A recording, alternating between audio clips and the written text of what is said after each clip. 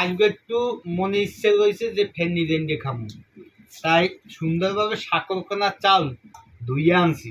ধুইয়া আনার পর এখন রাইস কুকারে দিব। ঠিক আছে, রাইস কুকারে দিয়া আর সুন্দরভাবে একটু পানি দিয়া, জানো এটা কি হয় বলে, ঠিক আছে, সেই পরিমাণে একটু পানি দেবো।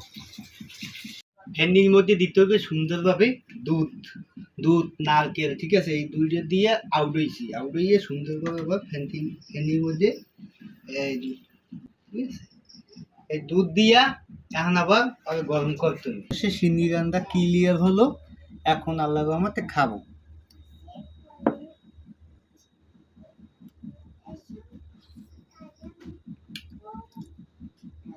অনেক স্বাদ, অনেক স্বাদ, স্বাদ এত সুন্দর স্বাদ লাগতেছে যা বলার বাহিরে।